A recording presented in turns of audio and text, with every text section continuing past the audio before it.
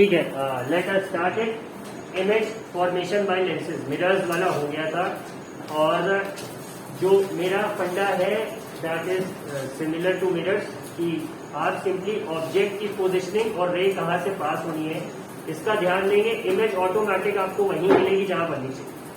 You don't need to learn it. जैसे mirrors में था कि अगर ऑब्जेक्ट प्लेस है बियॉन्ड सेंटर ऑफ कर्वेचर या between centre of curvature and focus, यहाँ पे थोड़ी टर्मिनोलॉजी भी चेंज हो जाती है, पर देखते हैं.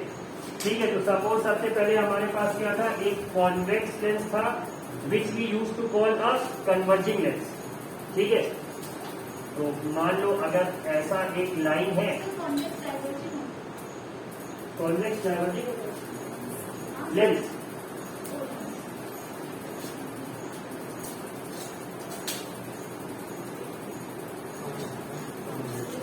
ये क्या करेगा कि ये रेज को कन्वर्ज करके एक पॉइंट पे एक्यूमुलेट करके यहाँ पे इमेज बना देगा.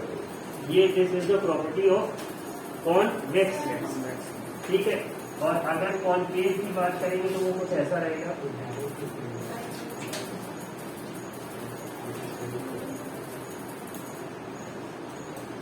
अगर रे ऑफ लाइट ऐसे आ रही है, ये डाइवर्ज करेगा, बट अगर आप रेज को पीछे कहीं प्रोड्यूस करोगे तो ये इमेज बना देगा पीछे. तो कॉनकेव में वर्चुअल इमेजेस को, कॉन्वेक्स में रियल भी होती है, वर्चुअल भी होती है, केसेस है, और वो केस क्या होंगे, अलग अलग पोजीशन होगी ऑब्जेक्ट. तो लेट अस सी इट. तो सबसे पहले देखेंगे what NCERT has in store for us. Sir concave में डाइवर्ज हो जाता है. यस, तो पहले तो सर मिरर पे रिफ्लेक्ट करके डाइवर्ज होता है,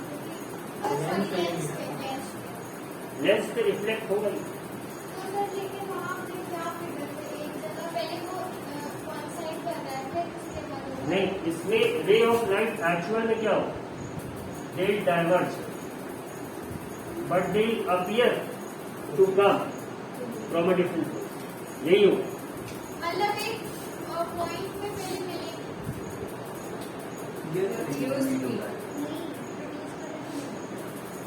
ये एक डायग्राम.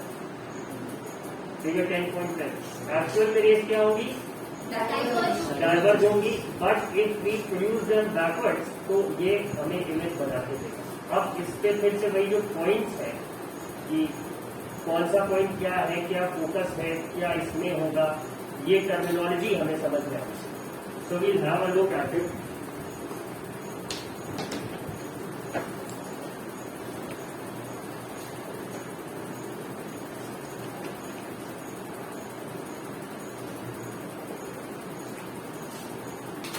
सबसे पहली हेडिंग दे दीजिए सेंटर ऑफ कर्वेचर, या मेन हेडिंग क्या रहेगी, technical terms related to lens. उसमें सबसे पहला पॉइंट क्या रहेगा, सेंटर ऑफ कर्वेचर.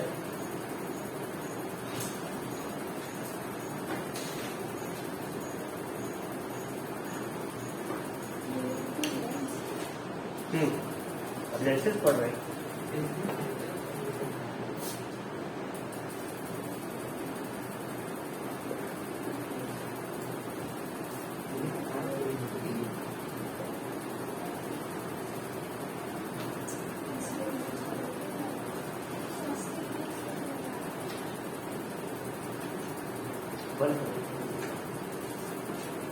ठीक है, सबसे पहले क्या रहेगा, the first one would be centre of curvature.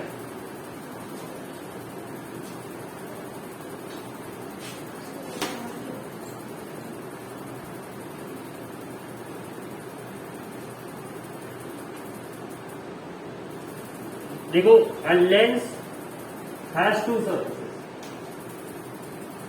चाहे कॉनकेव हो चाहे कॉन्वेक्स हो, उसके दो सरफेस होते हैं. मिरर में क्या, एक रिफ्लेक्टिंग सरफेस है ना, लेंस में दो सरफेस.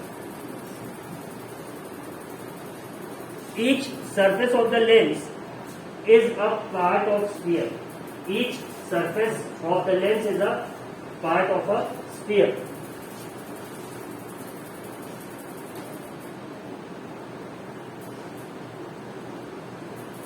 अब यहीं से आ जाएगा, नेक्स्ट लाइन से लिखना, the center of the sphere, the center of the sphere, the center of the sphere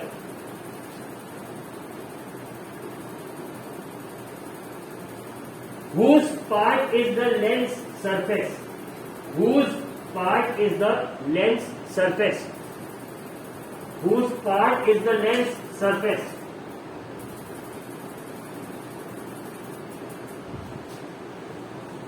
is called the center of curvature of that lens, is called the center of curvature of that lens.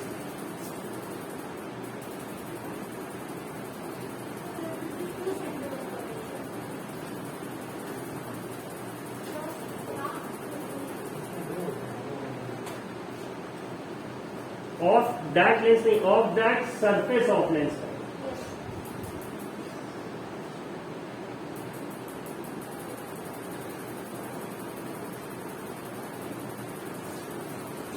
कहना क्या चाह रहा है इसमें?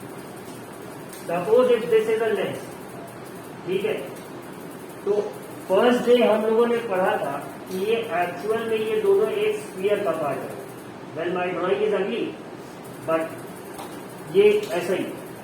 तो ऐसे में centre क्या हो जाएगा, जो कि जिस सरफेस का ये, जैसे ये वाली सरफेस किस स्फीयर की पार्ट है, इसकी, इसका जो सेंटर हो जाएगा, ठीक है, और इधर वाली सरफेस किसकी पार्ट है, इसकी, तो इसका जो सेंटर हो जाएगा. ठीक है, ये बात समझ आ रही है? ठीक. लेकिन सर मिरर तो ऐसा इंडिविजुअल वाला सिंगल ही तो रहता है. लेंस लेंस पे सबसे पहला पॉइंट क्या है? Lens has two surface. Mirror में कितने होते हैं? वन होता है. एक, दो. ठीक है. सिंस सेंटर ऑफ कर्वेचर भी लिखना है. हाँ, उसी में since a lens has two spherical surfaces, since a lens has two spherical surfaces,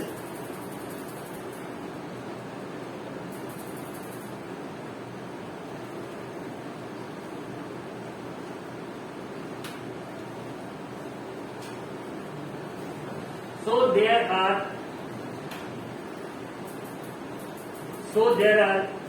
two centers of curvature of a lens. So there are two centers of curvature of a lens. ठीक है?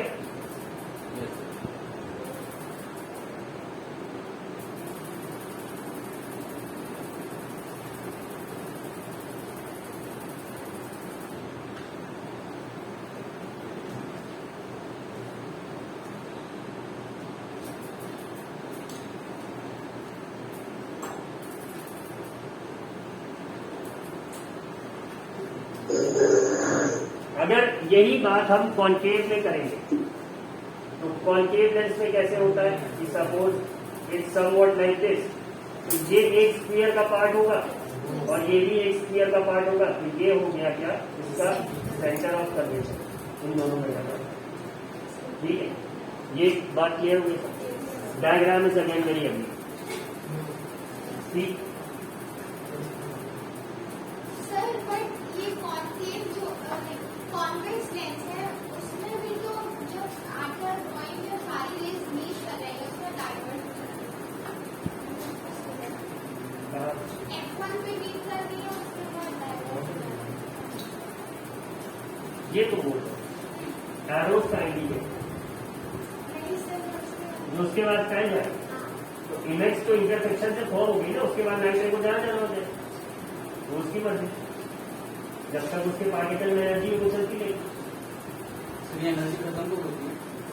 ये depend करता है कि किसी optically tensor medium में जाएगी या कुछ दूर तक जाएगी, खत्म हो जाएगी. It will cease to exist. ठीक है. The next one is radius of curvature. अब फिर से अगर इस बात को समझे, if we have the centre of curvature तो सेंटर से सरफेस तक की दूरी क्या होगी, रेडियस हो जाएगी. ठीक. Two radius. आगे देखते हैं, अभी पहले इतने थे। अगर सेंटर ऑफ कर्वेचर है तो रेडियस ऑफ कर्वेचर भी एग्जिस्ट करेगा, ठीक है। इसके लिए लिखेंगे the radius of the sphere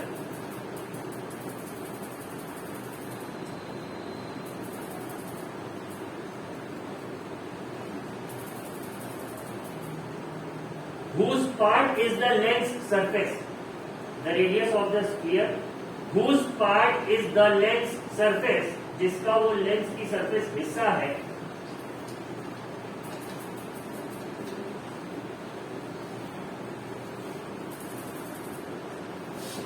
is called the radius of curvature, is called the radius of curvature of that surface of the lens, is called radius of curvature of that surface of the lens। यहाँ पे of that surface of the lens का मतलब क्या है कि अगर इस surface की बात कर रहे हैं तो ये रेडियस ऑफ कर्वेचर होगा, इस वाले सरफेस की बात कर रहे हैं तो ये रेडियस ऑफ कर्वेचर, ठीक है। अगेन बहुत कॉम्प्लेक्स बात नहीं है, सिंपल सी है। आगे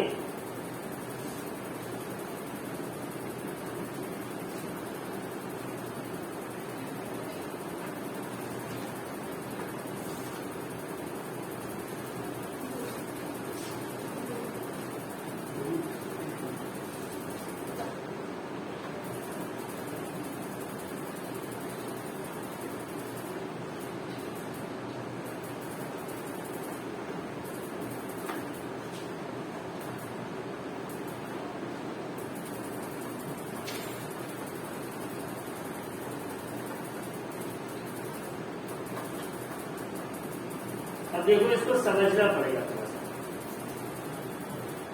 मान लो we name this as C1 and name this as C2, ठीक है। ये एक पॉइंट हो गया P, ठीक है। यहां पे क्या हो जाएंगे, दो पॉइंट हो जाएंगे P1 P2, फिर से क्या है P1 P2, और कॉन्सेप्ट सेम यहां पे भी वही अप्लाई होगा C1 C2, ठीक है। इतनी बात सबको समझ में आ रही। अब इन्हें ये प्रूफ करना है। प्रूफ क्या करना है, आप ये देख के बताइए कि इस पॉइंट से for those who are watching me online ये क्या हो जाएगा, ठीक है, और ये भी हो जाएगा, हो जाएगा, ठीक है। इतनी बात सबको समझ में आ रही है। अगेन नॉट वेरी कॉम्प्लेक्स, ठीक, ये समझ में आ रहा है सबको। अब आगे देखिए,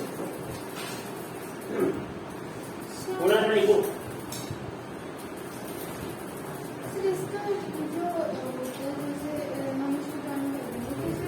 वो ज्वाइन करना नहीं है, I have just drawn it to show you.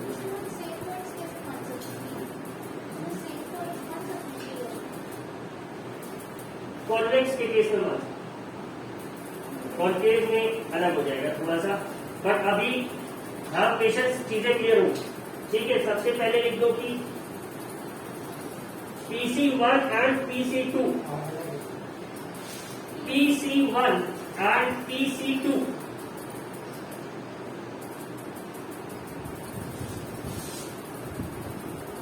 Are the radii of curvature. Radii क्या हो जाएगा, प्लूरल फॉर रेडियस, ठीक है। are the radii of curvature, Sir, PC1 and PC2 are the radii of curvature.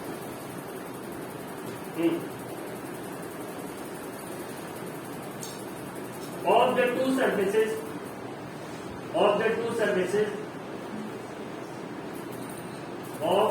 the two surfaces of the convex lens,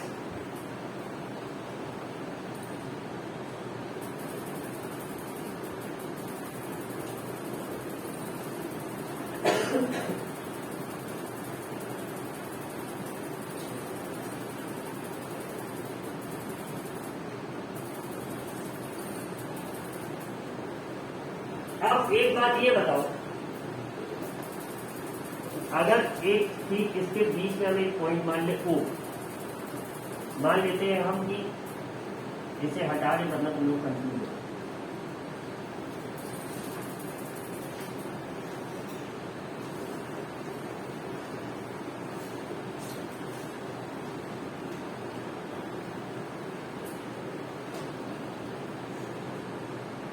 ठीक है, suppose we take this point O। अगर ये lens thin है, मतलब एकदम narrow slender,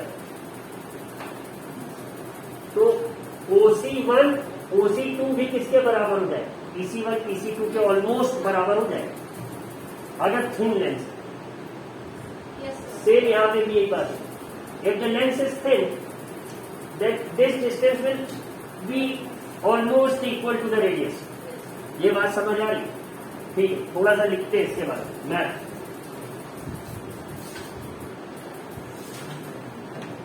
तो क्या if the lens is thin, if the lens is thin,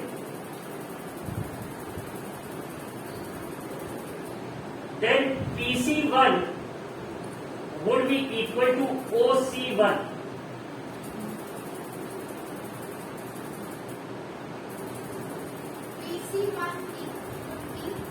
Equal to OC1, ठीक है। और इसी तरह से PC2 भी किसके बराबर हो जाए? OC2. तो ये भी लिख लो, and PC2 would be equal to OC2।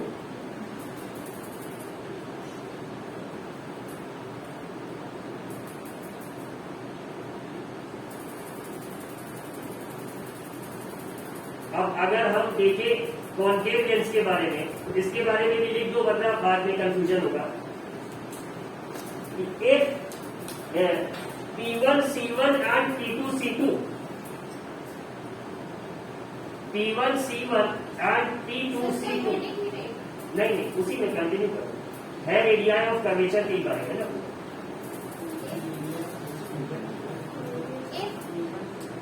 P1C1 and P2C2 are the radii of curvature.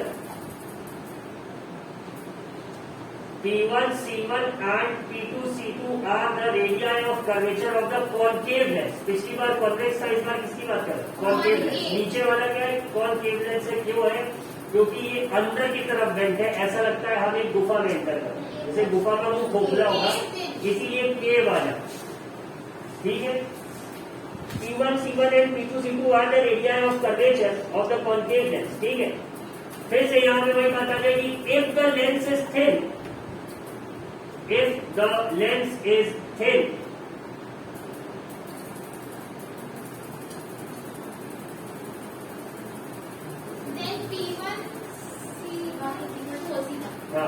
then P1C1 is equal to OC1 and P2C2 is equal to OC2। अब इसमें ऐसा भी हो सकता है कि आपको फील आए ये देख के कि पता नहीं कि आप P2C2 P1C1 चल रहा है, आप दिमाग की दरी हो। नहीं, हैव पेशेंस, क्लियर होगा, सब आएगा, रास्ते पे आएगा सब। P1C1 is equal to OC1 and P2C2 is equal to OC2। अगर फिगर देख के चलोगे तो कोई कंफ्यूजन नहीं है। ठीक है, दिख रहा है सब। कब ये होगा? अगर लेंस इतना थिन है कि ऑलमोस्ट ये O की, ये O ऑलमोस्ट इसकी बाउंड्री पे पड़ जाए, लगभग, एग्जैक्ट तो नहीं पड़ सकता वरना प्लेन हो जाएगा। ये कह रहे ऑलमोस्ट थिन है, अजम्पशन पे बेस्ड है। फिर से जैसे साइंस की आदत है हमें कंफ्यूज करने की, परेशान करने की, तो ये कह रहे almost, not complete but almost. ठीक है, जैसे आपने वो रीजनिंग वाले क्वेश्चंस पढ़े होंगे, सम वाटरमेलन्स में नॉट बी ग्रेप्स। तो सम का क्या मतलब होता है कि कोई एक वाटरमेलन तो ऐसा होगा जो ग्रेप नहीं। ठीक है, या फिर मोस्ट वाटरमेलन्स आर ग्रेप्स। तो मोस्ट का मतलब भी क्या हो जाता है? कोई एक वाटरमेलन तो ऐसा है जो ग्रेप नहीं है। अगर 10 है 9 हो सकते हैं, लेकिन कोई एक है। तो ये इसी तरह साइंस की आदत है हमें परेशान। थोड़ा सा पेशेंस रखो। रीजनिंग इसीलिए दिमाग इस्तेमाल करने पे इंसान को कष्ट होता है। 3 इडियट्स देखिए ना, उसमें एक सीन आता है जब वो बोलता है कि प्लेसमेंट्स का टाइम आता है। तो राजू, रैंचो और ये फरहान तीनों बैठे रहते तो वो पूछता है कि सर अगर कोई लास्ट सेम में 1 या 2 नंबर से फेल हो जाए तो प्लेसमेंट मिलेगी कि नहीं, तो वो बुलाता है ना, बोलता है इन ब्रेन्स को अगर हम नीलाम करेंगे तो ये सबसे ज्यादा कीमत मिलेगी क्योंकि ये अनयूज ब्रेन्स। तो यहाँ पे भी बहुत सारे अनयूज ब्रेन्स और यूज करने में प्रॉब्लम होती है बहुत सिंपल सी चीज। और ये जो पॉइंट O है, this point O is called the optical centre.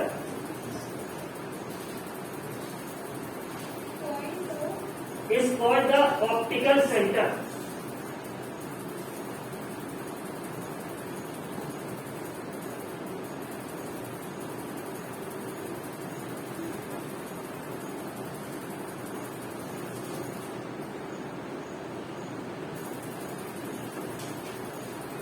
Is taken at the this point O is called the optical center and is taken at the is taken movie देखी नहीं? हाँ sir. I don't know who you are but I'll find you and kill you।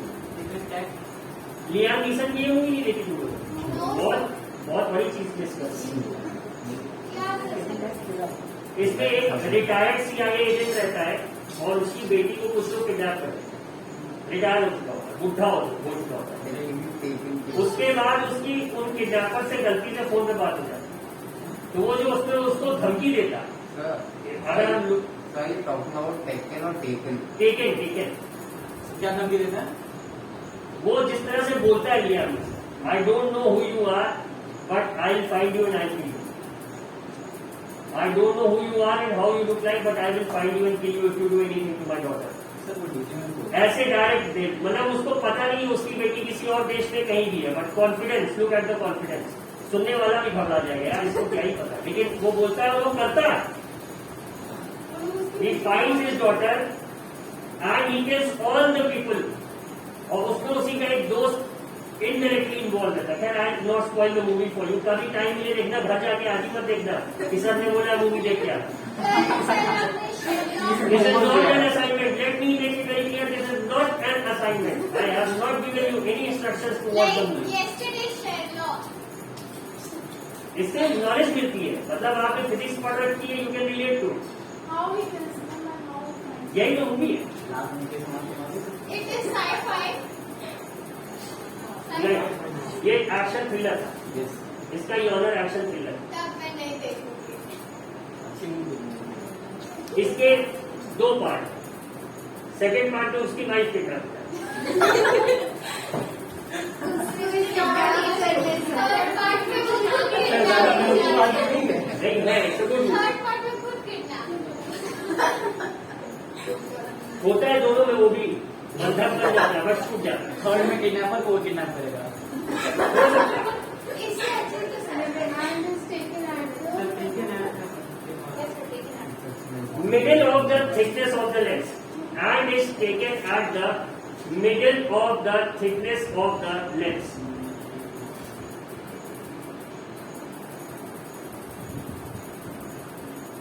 Sir ये जो glasses में lens use किए जाते हैं ये वही लेंस है? कॉन्केव और कॉन्वेक्स यूज किया जाता मतलब इसमें मिडल में यूज किया जाता है, मिडल ऑफ द है। नहीं समझ, जैसे सर आप यहाँ ये एक टर्मिनोलॉजी बता है, टेक्निकल टर्म्स की। अगर ऑप्टिकल सेंटर की बात हो तो बोलो लेंस का सेंटर, तो इन्होंने यही बताया कि अगर थिन लेंस है तो ऑलमोस्ट ऑप्टिकल सेंटर से सेंटर ऑफ लेंस की दूरी जो होगी वो लगभग रेडियाई ऑफ कर्वेचर के बराबर हो। इसलिए ये बताया जा रहा है, आगे इसका एप्लीकेशन हो, जरूरत पड़ेगी, इसलिए लिखा है। एनसीईआरटी थोड़ा हल्के में निपटा देता है, वो सोचता है कि मुझे पढ़ने वाले समझदार है, उसे नहीं पता कि गरीब भी है मेरे जैसे, इनको फिगर्स और हर चीज से दिखाना पड़ता है, उसके बाद भी उनको समझ में नहीं आता है कि चल गया।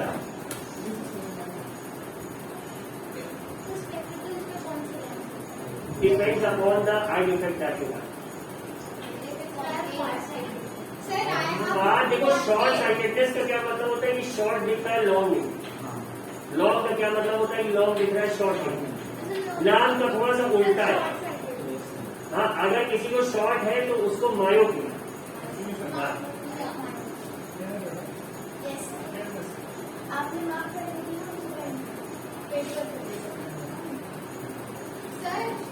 Sir if the problem is of far side then which lens is used in hybrid concave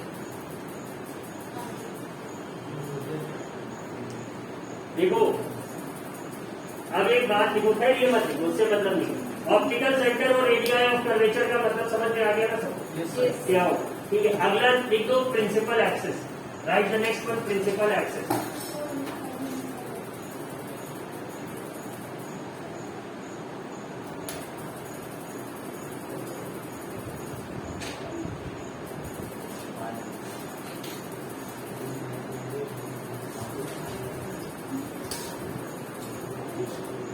The line joining the centers of curvature.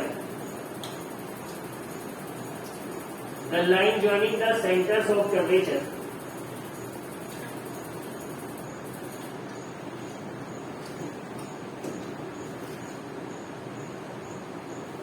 of the two surfaces of the lens. Of the two surfaces of the lens. तो इसमें क्या है, C1 और C2 को join करने वाली जो line होगी वही क्या होगी, प्रिंसिपल एक्सेस होगा। जब हम रे डायग्राम बनाएंगे तो हम कुछ इस तरह से बनाते हैं, ये बीच वाली लाइन को प्रिंसिपल एक्सेस कहते हैं। बट अगर आप जो नहीं देख रहे होते कि एक ये स्फीयर का तो पार्ट नहीं है, और अल्टीमेटली ये कहाँ पे होती है, दोनों के सेंटर को ही तो ज्वाइन कर रहे हैं। ठीक है, इट्स हिडन, थोड़ा सा दिमाग का विजुअलाइजेशन यूज करना पड़ता है, कल्पना शक्ति का उपयोग होता है। ठीक है, ये हो गया। And the next one, optical centre.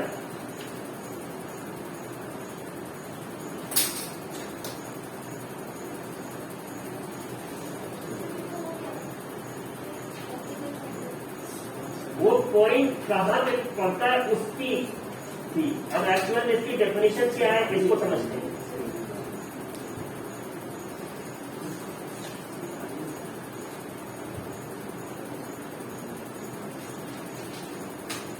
या इसको मत लिखो, लिख दो प्रिंसिपल फोकाई। उसमें क्या होता था, नहीं इसको नहीं काट दो। प्रिंसिपल फोकस होता है ना मिरर में, इसमें प्रिंसिपल फोकाई हो, जैसे रेडियस का रेडियाई है प्लूरल, वैसे फोकस का फोकाई है, FOCI। डबल है और सिंगल है? एक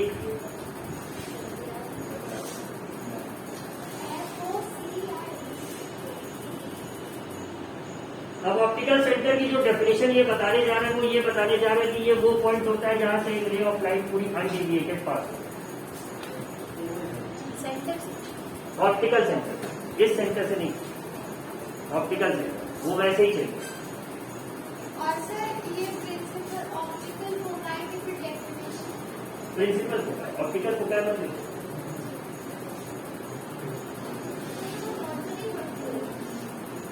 है उसकी भी कहानी है, but that's going to take say half an hour. I can prove it with the help of physics and derivation, बट वो जाने जो थोड़ा बहुत इंटरेस्ट आ रहा है गलती से किसी का वो भी चला जाए।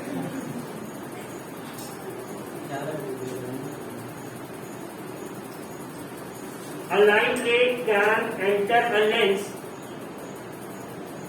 A light ray can enter a lens from either side. होता है ट्रांसपेरेंट है, दोनों तरफ से लाइट आ जाए। मिरर में एक ही तरफ से आएगी।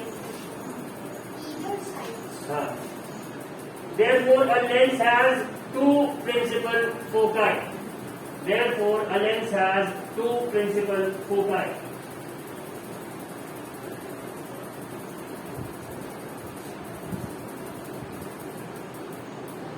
One on the either side of the lens.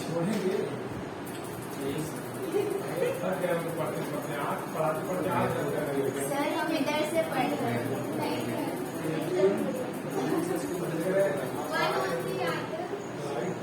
Side of the lens.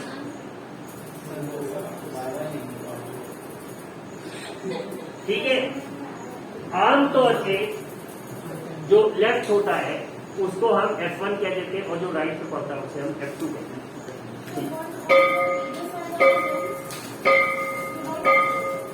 उसके बाद these are known as the first focal point F1 and the second focal point F2.